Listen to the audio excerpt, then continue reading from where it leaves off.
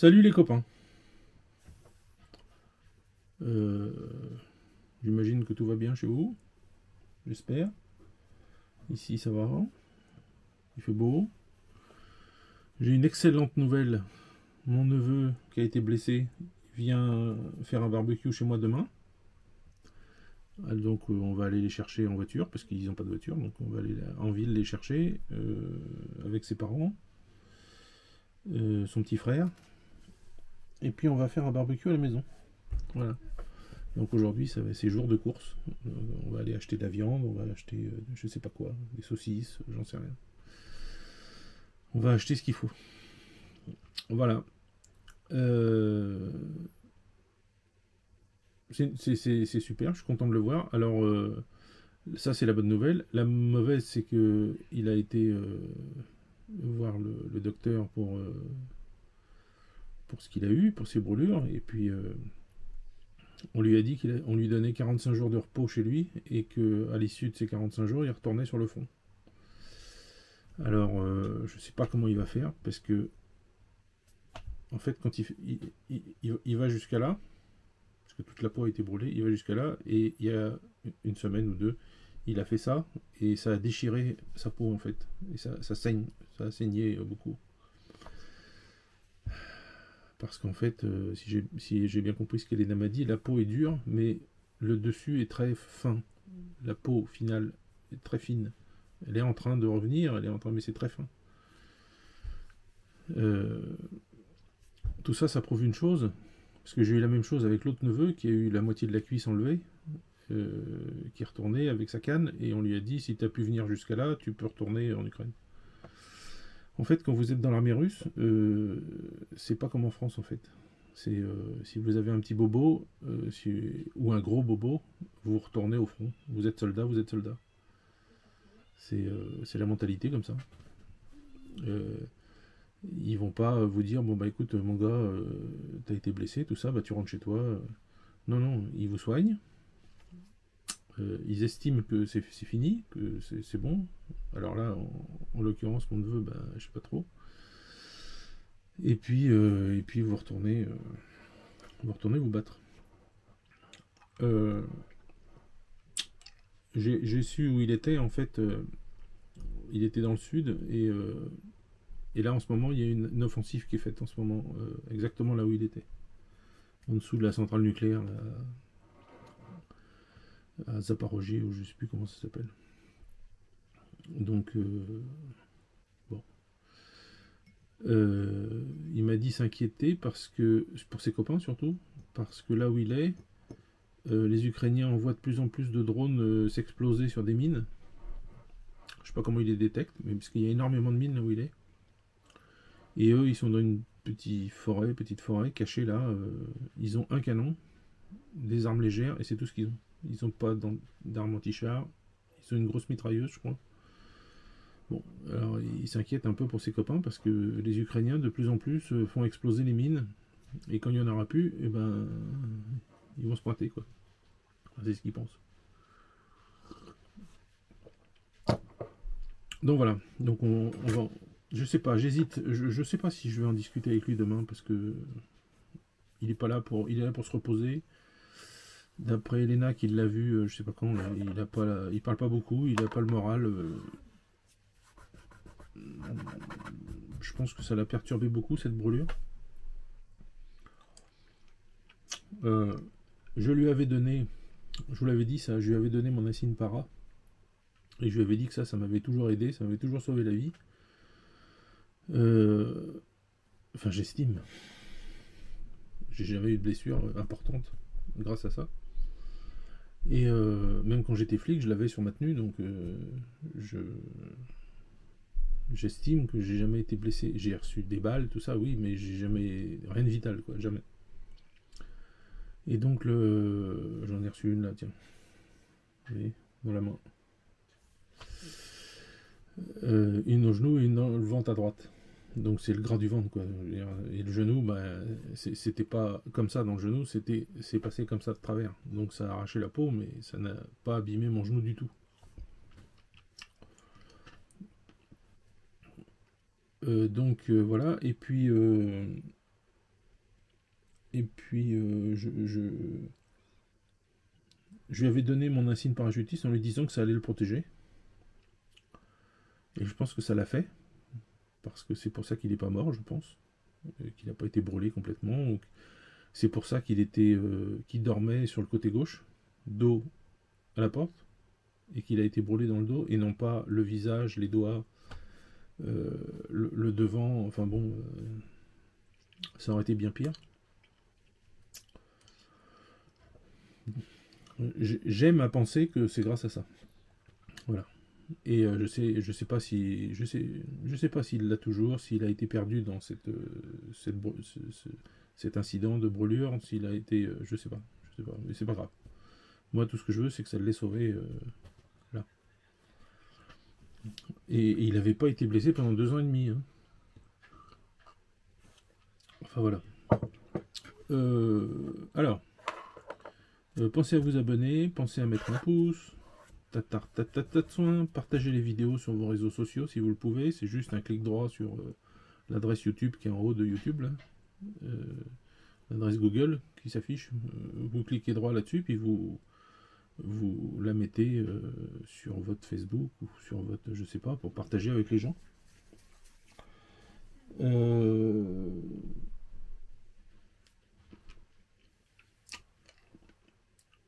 Je voulais vous dire un truc. J'ai entendu un truc, mais très très peu. Mais je suis d'accord avec ce que j'ai entendu concernant tout ce qui se passe en ce moment. Marine Le Pen, la guerre en Russie. Alors maintenant, ils veulent faire la guerre. Votre ministre des Affaires étrangères veut faire la guerre à l'Iran. Mais il est complètement zinzin, quoi. La France, comme elle était avant, c'est fini, quoi. C'est terminé. Maintenant, c'est un conglomérat de débiles mentaux, souvent pervers, dans leur perversion. Soit ils sont homos, soit ils sont pédos, soit ils sont, enfin bon, ils sont ignobles. Mais comme ils sont tous copains avec les autres, et ben ils vous manipulent et il y a des gens qui votent pour eux. C'est ce que je vous dis. Et je pense que tout ça c'est fait pour, et je l'ai entendu ça sur une émission, tout ça c'est fait pour qu'on parle plus de bibite. C'est l'heure, je veux dire, Macron il s'en fout de la France, il s'en fout d'aller envoyer des gens se faire tuer en Ukraine, il en a rien à cirer. Il s'en fout de vous, il s'en fout de votre pouvoir d'achat, mais le pouvoir d'achat c'est pas bon, il faut pas parler de pouvoir d'achat je trouve moi. Pourquoi je dis ça? Parce que si, imaginons, ils font comme Mélenchon le voulait, là, mais il réfléchit pas, ce mec-là. Mettre le SMIC à 2000 euros, par exemple. Super, vous allez recevoir votre salaire 2000 euros. Génial. Par contre, vous croyez vraiment que l'eau, le lait, le pain, toutes les grosses firmes qui font des produits que vous allez manger, les haricots verts, les machins, tout ça, vous croyez qu'ils vont laisser au prix qui sont actuellement? Bah non, hein, ils vont être multipliés par 3 ou 4, puisque vous avez les moyens de les acheter avec 2000 euros maintenant. Donc ça ne changera rien. Augmenter le SMIC ne changera rien. Ce qu'il faut, c'est baisser les prix. C'est pas vous donner plus d'argent. C'est qu'avec l'argent que vous avez actuellement, vous puissiez remplir un caddie. C'est ça qu'il faut. Et déjà, une chose qui aurait été bonne, alors on en a parlé, mais ils se sont foutus de votre gueule avec ça, enfin, ils en ont parlé, oui, c'est génial. Rien n'a été fait. De faire toute une liste de produits de première nécessité et mettre la TVA à 5,5 au lieu de 26. Ça fait baisser déjà de 15% le prix des produits. En obligeant tous ceux qui y a à obliger de ne pas augmenter les prix. Parce que vous baissez la TVA à 5,5 et les grands supermarchés, tout ça, ils sont capables d'augmenter le prix de 15%. Parce que comme ça, leur prix reste le même et c'est eux qui se gavent. Non, interdiction de ça. Donc il faut avoir des roubignoles, quoi. Il faut avoir un gouvernement qui a des roupettes, mais ça n'existe pas pour l'instant. Le seul qui en a, c'est Rotaillot, je trouve. Je suis pas fan, mais là je trouve qu'il dit des trucs. Tout ce qu'il dit, c'est ce que nous on dit depuis des années et que tout le monde s'en fout. Alors est-ce que c'est comme toujours, Les hommes politiques, c'est comme ça. Est-ce qu'il en fait partie du genre d'homme politique qui va vous dire les choses que vous voulez entendre pour que vous votiez un jour pour lui, éventuellement, et puis qui fera rien du tout de tout ça, parce qu'il n'a pas la moelle de taper sur la table et puis de dire maintenant c'est comme ça qu'on fait.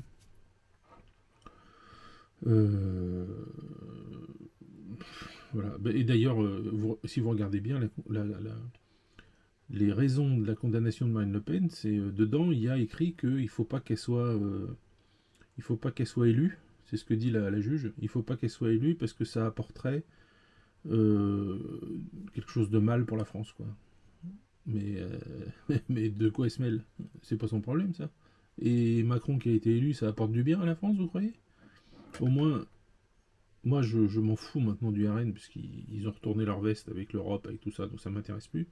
Tout ce que je sais, c'est que côté caractère, ça va pas être la gauche qui va faire quelque chose pour vous, ça va pas être le centre non plus, ça va pas être les LR, eux c'est des, comme on dit, comme disait ma grand-mère, des mange-merdes, c'est-à-dire ils boufferaient leur merde pour avoir un poste, quoi. Voilà. Et je vois que Marine Le Pen, Marion Maréchal aussi, ou des gens comme Asselineau, ou des gens comme Philippot peut-être, tous ces gens qui ont un caractère qui leur permettrait de taper du poing sur la table et dire maintenant c'est fini, on arrête de jouer. Terminez maintenant vos cinémas là. Maintenant les juges, terminez les syndicats. Les allocations familiales, c'est que pour les Français. Il n'y a plus d'aide aux migrants, je sais pas quoi là. On cherche des sous, on va en trouver là. Seulement, il faut taper du poing sur la table. Voilà. Moi, j'ai l'exemple typique d'arriver en Russie où personne ne vous aide ici. Je veux dire, l'État ne vous donne pas une pension, l'État ne vous donne pas des allocations familiales, l'État ne vous donne pas et ci et ça, tant que vous n'avez pas un certain nombre d'années déjà dans le pays, et pour avoir ce certain nombre d'années, il faut avoir fait les documents en bonne et due forme, et comme il faut, et il faut prouver qu'on travaille, et il faut prouver qu'on gagne de l'argent, et etc. etc. C'est complètement l'inverse la France. C'est-à-dire que les mecs, ils arrivent, ils ont rien, ils foutent rien, ils se trifouillent le nez toute la journée sur la place de vos villes, et ils touchent entre 500 et 800 euros par mois, plus ils sont logés, plus on leur paye leur club, plus ils payent pas le bus, plus ils payent pas le cinéma, plus, enfin ils s'en foutent le cinéma, ils y vont pas, ils comprennent rien. Plus ils apprennent pas le français, plus, tout. Ils ont le droit à tout. Donc évidemment qu'ils viennent en France. Évidemment. Mais ce qu'il faudrait, c'est couper tout ça. Donc tout ça, c'est fait pour qu'on parle plus, parce que c'est le sujet principal de la présidence française, le truc dont ils ne veulent pas qu'on parle, etc., c'est que Macron soit avec un ladyboy, comme au Vietnam, en Thaïlande, vous savez. Enfin, sauf qu'en Thaïlande, ils sont à la rigueur jolis, quoi. Disque là. Bon. Elle est souvent comparée à certains films comme La planète des singes ou des trucs comme ça, mais bon, qu'est-ce que vous voulez que je vous dise, c'est des caricatures. Donc tout est fait pour cacher ça. Parce que là, vous voyez, on n'en parle plus. Là. Les journalistes, ça y est, ils ont trouvé un nouvel os à ronger, qu'on leur a donné à ronger et dont on leur a dit il faut ronger cet os maintenant. Donc ils ont eu ça et maintenant ils font ça. Voilà, ils s'occupent de ça. C'est pitoyable, je trouve, c'est triste. Par contre, j'ai apprécié un truc qu'on voit au fur et à mesure dans les médias français, c'est qu'il y a des gens de gauche qui sont intelligents, parce que les autres, il y a plein de neuneux. Hein. Il y a des gens qui sont intelligents, et pour deux raisons, ils soutiennent à la rigueur l'appel de Marine Le Pen et trouvent inadmissible ce à quoi elle a été condamnée, à l'inéligibilité à partir de tout de suite. Pour deux raisons. Pour la première, c'est parce c'est que eux-mêmes, comme Mélenchon, tout ça, comme Bayrou, bah, ça va leur tomber sur le nez aussi, parce que là, c'est Marine Le Pen, mais tous les députés européens, ils font la même chose. Ils font la même chose. Ils ont, ils ont pas leur assistant parlementaire qui est dans la voiture avec eux pour faire je sais pas quoi, puis quand ils sont en voiture pour aller à Bruxelles, ou en avion, ou peu importe, arrivé à la frontière, pof, le parlementaire il doit arrêter tout de suite ce qu'il fait et rentrer à Paris. Et là, il y en a un autre qui arrive pour prendre la relève. Mais c'est hallucinant, quoi. C'est des règlements qui sont absolument nuls, euh, qui sont bancals, qui veulent rien dire en fait, qui sont complètement stupides, et on a jugé Marine Le Pen là-dessus. Sachant que, sachant que j'ai entendu aussi que la juge en question, là, qui a une tête de folle, parce que j'ai vu sa tête hier, c'est hallucinant, une tête de grincheuse, vous savez, de vieille grincheuse, célibataire, qui aime personne ni rien. Euh, elle a eu plusieurs affaires où elle a relaxé la personne parce qu'elle était de gauche, et où en appel, le procureur a fait appel, et le type, il a été condamné. Là. Ça, c'est quand même bizarre.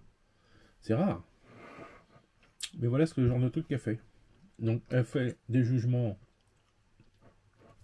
complètement politiques. Il faut arrêter de dire que c'est pas politique, que c'est ci, que c'est ça. Il faut arrêter de dire aussi que la gauche dit ça, là, beaucoup, la LFI, là, ils disent que oui, mais c'est de sa faute, c'est Marine Le Pen qui a voulu que ça soit plus sévère, la justice, etc. Mais ça n'a rien à voir. Ce qu'elle demandait, c'était pas ça.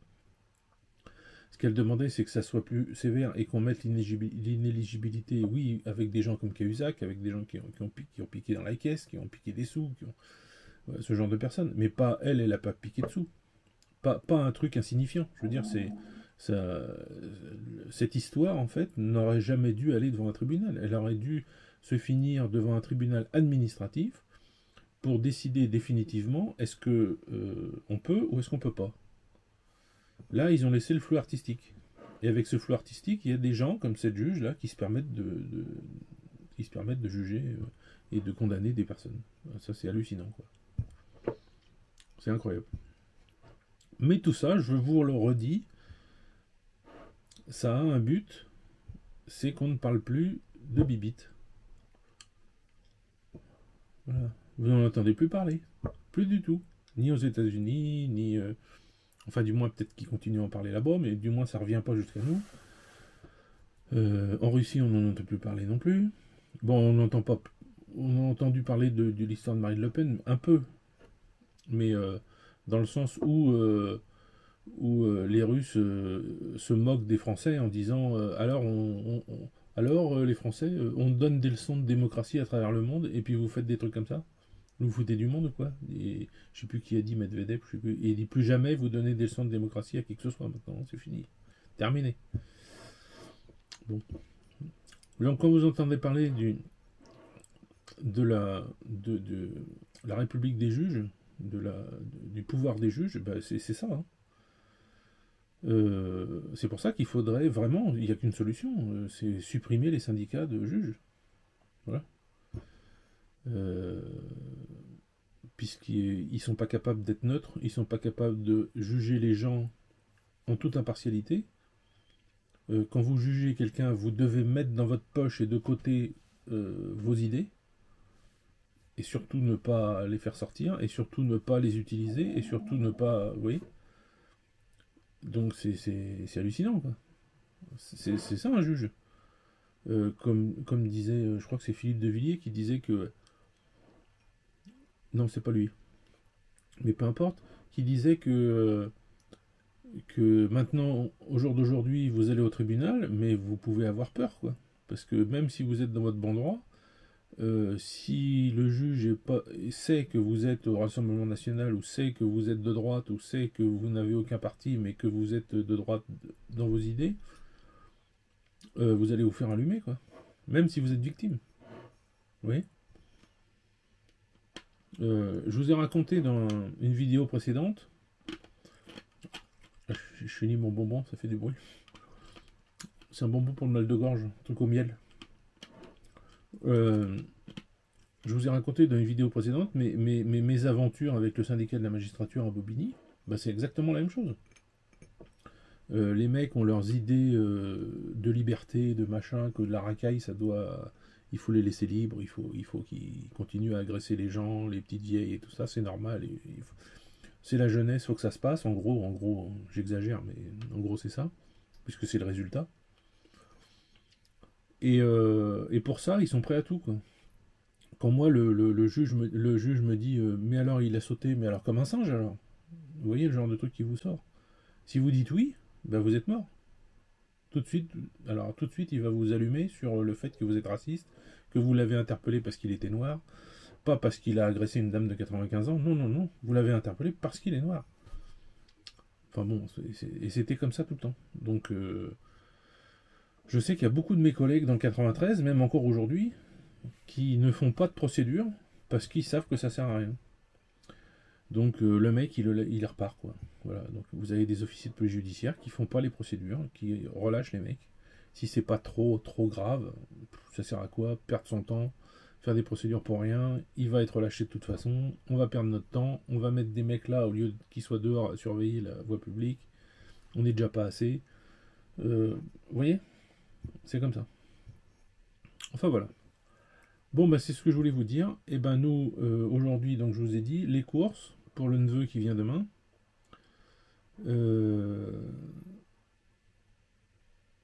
Et puis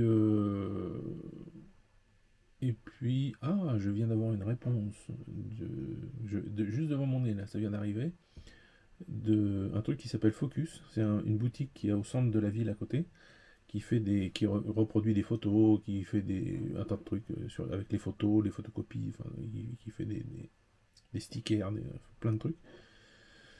Et ils vont m'imprimer la photo que je voulais du général Bijard, et qui va se retrouver derrière moi là. Parce que c'est un type formidable. Voilà, c'est tout. J'ai lu ses bouquins, génial. Donc il sera bientôt ici. Je pense pas que ça sera aujourd'hui, peut-être ça sera la semaine prochaine, ou à moins qu'Elena il a cherché dans la semaine. Ça coûte que dalle, hein, ça coûte 1,50€, je crois. Et le cadre, même prix, allez, 3€ avec le cadre. Enfin bref. Donc là, vous voyez, j'ai mon diplôme de remerciement des mamans des soldats, de ce que je fais pour elles, ce qu'on fait pour elles. Mais c'est mon nom, évidemment, mais bon. Ça, c'est ça. Puis ici, il y a un gros frère. Le gros frère, c'est les cuirassiers de Napoléon, c'est-à-dire les soldats avec les plaques de métal. C'est-à-dire que souvent, on les appelait les gros frères, parce que quand une compagnie d'infanterie était en difficulté, à l'arrière, ils les gardaient en réserve, et ils envoyaient les gros frères, donc qui étaient blindés, quoi. C'était les tanks de l'époque, hein, parce qu'ils avaient des gros chevaux, et puis ils étaient tous très grands. Et ils venaient et ils sortaient de la mouise les soldats, l'infanterie qui étaient dans la panade. C'est pour ça qu'on les appelait les gros frères. Voilà. Et moi j'ai entendu dire par ma grand-mère un jour, parce que j'ai très peu d'informations sur tout ça, parce que mon arrière-grand-père russe n'a jamais parlé de sa vie, on sait rien, on ne sait pas grand chose sur lui, sauf qu'il s'appelait comme moi. Je m'appelle comme lui plutôt. Et j'ai entendu par ma grand-mère que son père, donc mon arrière-arrière-grand-père, était dans la garde impériale russe. Donc l'équivalent des gros frères, mais russe, avec la cuirasse, etc., etc. Et qui faisait 2 mètres et quelques, et son fils, mon arrière-grand-père, faisait 1,60 m. Voilà l'histoire. Bon, enfin bref, donc tout ça pour vous dire que l'histoire de Bibite, elle est mise de côté. Et c'est bien dommage. Je pense que ceux qui sont sur cette affaire ont balancé toutes les cartouches qu'ils avaient. Ils doivent plus en avoir trop sous le pied, parce qu'ils en ont balancé pas mal. Mais tant qu'il n'y aura pas un examen médical fait de l'autre, là, ben, on n'en saura rien. On ne saura jamais. Donc ce qu'il faudrait, c'est l'attraper au lasso, la découper en morceaux, et puis regarder dedans ce qu'il y a, quoi. Non, je rigole. Mais bon, c'est une solution. Bon, bah écoutez, je vous laisse. Moi, je vais aller brosser ma grange. balayer ma grange. Qu'est-ce que j'ai à faire encore? Je dois aller mettre des cartons qu'Elena a laissés dans le couloir quelque part parce qu'elle va s'en servir pour mettre sur le sol quand elle va faire le jardin. Ça évite que les mauvaises herbes poussent apparemment. Je sais pas, je trouve pas moi, mais bon. Et puis voilà, je vais aller faire préparer tout ça, que ça soit propre pour que quand Alexei va arriver demain. Voilà. Et il dormira pas là, c'est bien dommage. Quoique, si j'insiste un peu peut-être. Bon bah allez, je vous laisse. Bisous tout le monde. Et puis je vous dis, et puis bon samedi, bon dimanche. Sous vos applaudissements, évidemment. Bon dimanche, sous vos applaudissements. Ceux qui connaissent, voilà, ceux qui connaissent pas, ils ont, comme on dit maintenant, ils n'ont pas la référence. Dommage. Cherchez sur Google ou sur je sais pas quoi, Jacques Martin, bon dimanche sous vos applaudissements. Voilà, ça s'appelait Dimanche Martin. Voilà. C'était l'émission qu'on regardait le dimanche chez mes grands-parents quand on allait déjeuner avec eux le midi. Et moi je me foutais sous la table, et j'étais tranquille, comme ça, personne ne me cassait les pieds, et je regardais Dimanche Martin, L'école des fans, Starsky Hutch, ou Shérif Fais-moi peur. Enfin, il y avait ces séries là qui passaient, qu'on regardait. Voilà, c'était comme ça. Allez, je vous laisse, et je vous dis à plus. Salut les gens.